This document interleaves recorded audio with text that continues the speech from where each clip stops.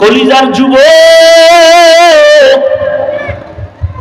ওই নবীর মতো দামি ওই নবীর কাছে আল্লাহ এমন আদর্শ দিলেন, 13 বছরে খারাপ মানুষ ভালো হয়ে গেল। নবীজিকে হাজার হাজার গালি সামনে দাঁড়ায় দিছে বেঈমানেরা, নবী একটা গালির জবাবও জীবনে দেন নাই। আরো আশ্চর্য কথা শুনে যান, আমার নবী কোনদিন চোখ মোবারক গরম করে কারো দিকে তাকান নাই।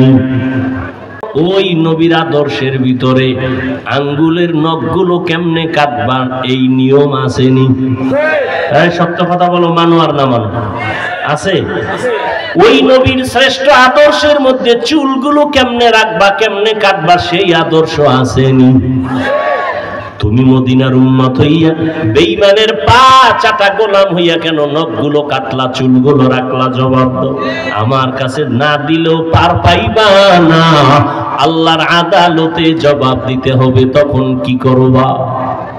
ওই নবীর আদর্শের মধ্যে চুল কাটার নিয়ম আছে, নখ কেমনে রাখবা নিয়ম আছে, কেমনে পানি পান করবা নবী শিখায় গেছেন, কেমনে পোশাকটা খুলবা গায়ে পরবা নবী শিখায় গেছেন, জুতা দুইটা কেমনে ঢুকাইবা খুলবা সেখানেও নবী শিখায় গেছেন, ঘরের মধ্যে কেমনে ঢুকবা নবী সে আদর্শ শিখায় গেছেন।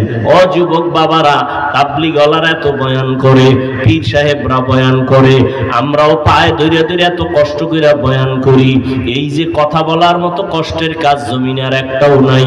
এরপরও কত গরম, কত কষ্ট, দিন নাই রাত নাই, খানা নাই ঘুম নাই। ও আল্লাহর বান্দারা, জুমার দিন খতিব সাহেবরা পাও ধরে নরম নরম ভাষায় বুঝায়, এরপরও কেন বাবা তুমি নবীর আদর্শ মানো না, বেঈমানের আদর্শ মতো চলো?